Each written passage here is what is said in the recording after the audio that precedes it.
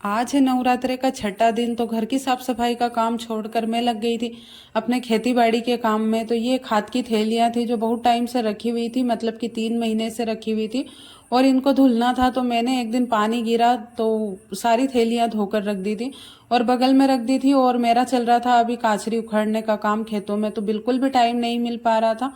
तो इस वजह से मैंने इनको बगल में रख दी थी और आज मुझे टाइम मिला है तो मैं इनको सुबह सुबह लग गई थी छांटने के लिए, क्योंकि इनमें से कुछ थैलियाँ फटी हुई भी थी और कुछ थैलियाँ अच्छी भी थी।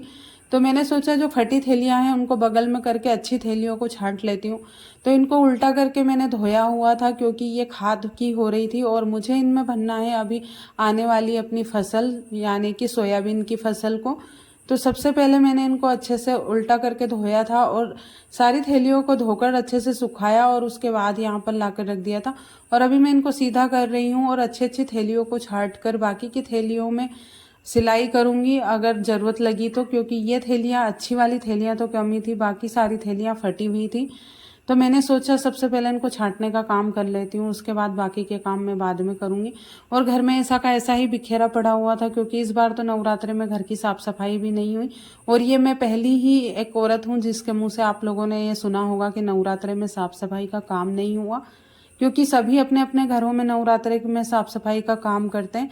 लेकिन हमारे यहाँ पे थोड़ी सी प्रॉब्लम चल रही है, इस वजह से मैंने नवरात्रे का काम शुरू ही नहीं किया और यहाँ पे मैं खेती बाड़ी के काम में लग गई थी। तो रीज़न ये था कि हमारे यहाँ पे जो पिछले साल हमारी ज़मीन जिन्होंने लीज पर ली थी उनके प्याज अभी हमारे घर में ही पड़े हुए हैं। तो पूरे घर में प्याज रखे हुए हैं, तो इस वजह से पूरे घर की तो साफ़ सफाई नहीं हो पाई, लेकिन पूरे घर में तो साफ़ सफाई करती में नवरात्रा चल रहा है और बाकी सारी चीज़ें धोनी भी पड़ती है। जो भी हमारे घर में छोटी बड़ी चीज़ें होती है सारी चीज़ों की धुलाई अच्छे से होती है, जो धोने लायक चीज़ें होती हैं, और एक एक चीज़ों को निकाल कर साफ सफाई होती है। लेकिन यहाँ पे प्याज सारे घर में पड़े हुए थे, सिर्फ आगे आगे का जो जगह थी जहाँ पे हम बैठने उठने का ना मतलब सोने बैठने का काम करते बस वही जगह खाली थी। बाकी हर जगह पे कुछ ना कुछ सामान, कुछ थैलियाँ हैं, कुछ खाद है, कुछ गेहूँ वगैरह कुछ ना कुछ चीज़ें पड़ी हुई थी। तो इसलिए मैंने पूरे घर की तो साफ़ सफाई नहीं की और बाकी चीज़ें तो साफ़ सफाई डेली ही चलती रहती है, जैसे झाड़ू लगाना, बर्तन वगैरह साफ़ करने का काम ये तो चलता है। लेकिन नवरात्रे में पूरे घर की अच्छे से साफ़ सफाई करनी पड़ती है और ये एक औरत से अच्छा कोई नहीं समझ सकता, क्योंकि सभी को पता है घर में साफ़ सफाई कैसे करते हैं। तो इन्होंने तो मुझे बोल दिया था कि ऐसे ही जहाँ पे जगह खाली है वहाँ वहाँ की कर लो, बाकी की जगह छोड़ दो जहाँ पे सामान रखा हुआ था। और मैंने अपने होम टूर में दिखाया था वहाँ पे प्याज वगैरह, मतलब बहुत सारा सामान पड़ा हुआ है जो मैं अकेली नहीं कर सकती उनको उठाने का काम। तो जब तक प्याज नहीं उठ जाते हैं, जब तक मतलब अच्छे से साफ सफाई नहीं होगी घर की, तो मैंने सोचा चलो दिवाली पे ही कर लेंगे, क्योंकि हम यहाँ पे वैसे भी माता नहीं पूजने वाले। तो मुझे एक चीज़ समझ में नहीं आ रही थी कि हम लोग यहाँ पर हम लोग मतलब गांव पर जा नहीं पाएंगे इस बार, क्योंकि हमारी जो फसल है वो बस कटने ही वाली है। अगर पानी नहीं गिरता तो 1-2 दिन में अभी कट ही जाती।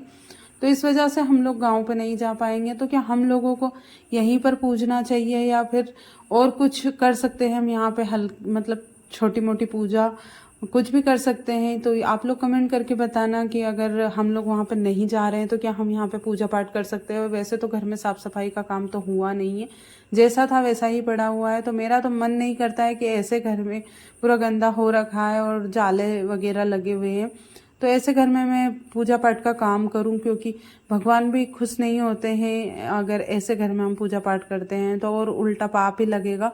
तो इसलिए मैंने सोचा कि जैसा है वैसा ही छोड़ देते हैं, और घर पे तो वैसे भी पूजा पाठ होगी ही, लेकिन यहाँ पर तो जैसा है वैसा ही मतलब छोड़ दूंगी। और जो भी मुझसे बन पाएगा मतलब नारियल वगैरह में चढ़ा दूंगी। मैंने तो ये सोचा, आप लोग कमेंट करके बताना कि क्या मुझे यहाँ पे पूजा पाठ करनी चाहिए या जो जगह है वहीं की साफ़ सफाई करके मुझे छोटे मोटे मतलब दीपक अगरबत्ती लगा के और छोटी मोटी पूजा कर देनी चाहिए। तो आप लोग कमेंट करके ज़रूर बताना, क्योंकि मुझे कभी ऐसा काम पड़ा नहीं है कि हम लोग हमारे यहाँ पे माता पूजन है और हम लोग जा नहीं पाए हैं।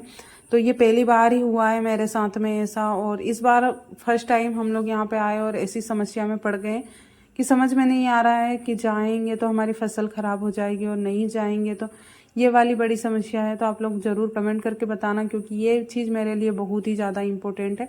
और यहाँ पे मैं जल्दी जल्दी दाल में तड़का लगाने की तैयारी कर रही थी, क्योंकि मुझे इसके बाद जाना था खेतों में। तो अभी रोज़ खेतों का ही काम चल रहा है, क्योंकि अभी जब तक सोयाबीन नहीं कटेगी ना, जब तक तो मुझे रोज़ खेतों में ही काम करना है। और खेतों में काम ज़्यादा कुछ नहीं होता है, सिर्फ काचरी वगैरह उखाड़ने का काम रहता है। तो आप लोग सोच रहे होंगे कि मैं 3 महीने से खेतों में काचरी ही उखाड़ रही हूँ। तो उसका रीज़न ये है कि पिछले साल जो इनके भैया थे, इन्होंने जो खेत लीज पर लिए थे, तो उन्होंने ना ठीक से खेतों में काचरी वगैरह नहीं उखाड़ी थी। तो ये हर साल थोड़ी बहुत उखाड़नी पड़ती है, नहीं तो अगले साल फिर बढ़ जाती है। तो इस बार ना इतनी ज़्यादा हो गई थी ढेर सारी, तो रोज़ मुझे खेतों में जाकर उखाड़नी पड़ती है। और अगर नहीं उखाड़ेंगे तो पूरी फसल ख़राब हो जाएगी। फसल तो वैसे भी ख़राब हो गई है इस बार, क्योंकि इस बार ना ठीक से फल नहीं आया है, क्योंकि जो शुरुआत में पानी नहीं गिरा था। और सोयाबीन में जो पानी चाहिए होता है वो पानी इस बार गिरा नहीं है। पानी गिरा तो है, लेकिन बाद में तो उससे अच्छे से फसल नहीं पक पाई है। तो इस वजह से थोड़ी सी कमी चली गई है फसल में। तो इस साल हमारा पहला साल था और ऐसा हमारे साथ हो गया। तो आप लोग सपोर्ट करना और कमेंट करना कि मुझे क्या करना चाहिए। और अगली फसल की हम लोग तैयारी में लगे हुए हैं, मतलब साथ में, कि क्या बोना है, क्या नहीं करना है, कौन कौन सी फसल लगाना है इस बार। जो सोयाबीन में हुआ वो तो ठीक है, क्योंकि वो हमारे हाथ में नहीं था, वो प्रकृति का जो दिया हुआ नुकसान है, तो वो हमारे हाथ में नहीं होता है। और सभी के साथ ये नुकसान हुआ, जितने भी किसान थे सभी के साथ में। और इस बार ना सोयाबीन का भाव भी नहीं है इस बार, कि हर बार सोयाबीन का भाव ही नहीं होता है। और जो लागत रहती है उससे अधिक, मतलब जो फ़ायदा नहीं होता उससे ज़्यादा तो लागत लग जाती है। और हर बार हम इस चीज़ को इतना सीरियस नहीं ले रहे थे, क्योंकि हर साल हम खेती बाड़ी का काम नहीं कर रहे थे। तो इस वजह से इस बार तो हम लोग खुद करके देख रहे थे, तो फसल में कितनी लागत आती है, क्या होता है, ये सब बहुत ही बारीकी से देख रहे थे। और उसके बाद मैंने दाल में तड़का लगा दिया और लहसुन की चटनी भी बनाई थी, क्योंकि ना हम लोग हॉस्पिटल में जब वहाँ पे रुके हुए थे, तो वहाँ पे कभी कभी सब्जी नहीं रहती थी, तो लहसुन की चटनी रखी हुई रहती थी, क्योंकि घर से खाना आता था तो उसमें लहसुन की चटनी भी रख देते थे। तो जब सब्जी नहीं होती थी तो लहसुन की चटनी से खाते थे। तो बस मुझे तो उसी चीज़ का स्वाद लग गया और मैं लहसुन की चटनी यहाँ पे आज मैंने बना ली। और उसके बाद 2-1 घंटे बाद फिर मैं खेतों में काम करने के लिए गई, खाना वाना बनाने के बाद। और 1-1.5 घंटा काम किया, उसके बाद खूब तेज़ पानी आया और फिर मैं आ गई थी घर, क्योंकि ना इतने तेज़ पानी में खेतों में काम नहीं होता है, क्योंकि कीचड़ पैर में लग जाता है और जूतों में भी लगता है, तो ठीक से काम नहीं कर पाते। तो फिर तो मैं आ गई थी झट से।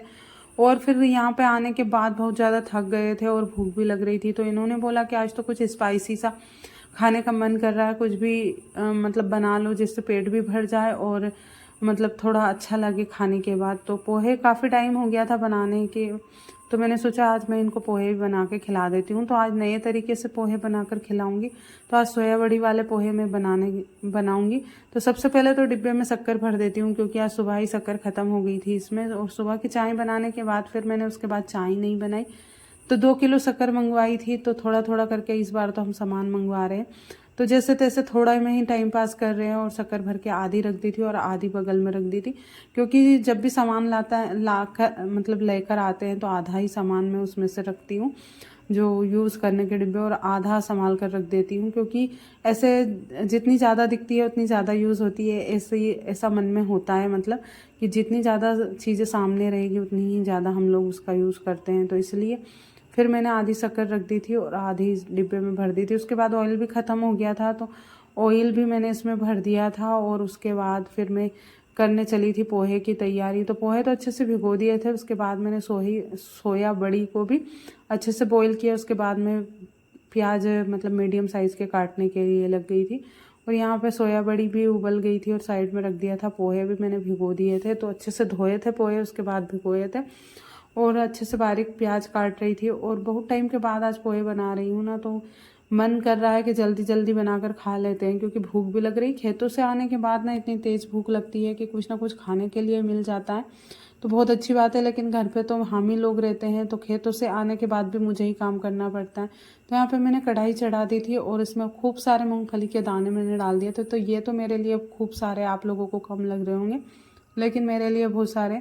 और पोहे भी थोड़े से मैंने ज़्यादा ही भिगो दिए थे, क्योंकि खेतों से आने के बाद जितना काम करते उतनी ही भूख लगती है। आप लोग चाहे कुछ भी बोले कि इतना खाते हैं, क्योंकि मैं बहुत सारे लोगों के वीडियो देखती हूँ जिसमें अगर कोई ज़्यादा खाना दिखा देता है तो उसके उस पर कमेंट आते हैं कि कितना खाते हैं, लेकिन काम जितना हम करते हैं ना उसी के हिसाब से फिर खाना भी पड़ता है, नहीं तो थकान होने लगती है। और फिर सारे बेसिक से मसाले इसमें डाल दिए थे और अच्छे से मिक्स करूँगी। उसके बाद फिर इसमें सोया बड़ी भी डाल दूँगी। तो ये सोया बड़ी वाले पोहे मैं फर्स्ट टाइम ही बना रही हूँ, और इनको तो सोया बड़ी वाले पोहे बिल्कुल भी पसंद नहीं है, क्योंकि इनको सोया बड़ी ही पसंद नहीं है और सोया बड़ी की सब्ज़ी भी नहीं खाते थे। पहले तो इतनी शौक से खाते थे ये वाली सब्ज़ी, लेकिन ये अब इतने शौक से नहीं खाते। लेकिन मैंने तो फिर भी डाल दी थी, क्योंकि ये अलग हो जाती है जिसको नहीं खाना रहता है। तो मैंने अपनी पसंद से ही बनाए आज के पोहे। तो रोज़ हर बार जो भी चीज़ें बनाती हूँ उनके पसंद से बनाती हूँ, लेकिन आज मैंने अपनी पसंद से ही बना लिए थे। और पोहे तो इतने ज़्यादा फुलकर इतने ज़्यादा हो गए थे, पूरी कढ़ाई भर गई थी। मुझे लग रहा था शाम का खाना भी नहीं बनाना पड़ेगा, इसी में हो जाएगा। लेकिन अभी 4 ही बज रहे थे और शाम के खाने में तो बहुत देर थी अभी, क्योंकि हम लोग ना खेतों में काम करते हैं तो थोड़ा लेट ही खाना बनाते हैं, क्योंकि वहाँ से आने के बाद नहाना धोना चलता है। कपड़े वगैरह धोती हूँ, थोड़ी बहुत घर में बर्तन वगैरह रहते हैं तो साफ़ सफाई करती हूँ, उसके बाद फिर शाम के खाने में लगती हूँ। और इसमें डाल दी थी शक्कर, सारे मसाले हो गए थे। उसके बाद मिठाई के लिए थोड़ी सी शक्कर डाल दी थी, क्योंकि हम पोहे में थोड़ी सी शक्कर डालते हैं। फिर स्वाद के लिए थोड़ा सा एवरेस्ट मसाला भी डाल दिया था, क्योंकि मेरे हाथ में ना जो चीज़ें आती हैं मैं इसमें डाल देती हूँ, अगर मुझे लगता है कि इससे स्वाद बढ़ जाएगा। और ये आज के पोहे हमारे बनकर तैयार हो गए थे और काफ़ी टेस्टी बने थे। और मैंने ऊपर से मूंगफली के दाने भी डाल दिए थे। तो आप कमेंट करके बताना कि आज का व्लॉग आप लोगों को कैसा लगा, मैं वेट करूँगी।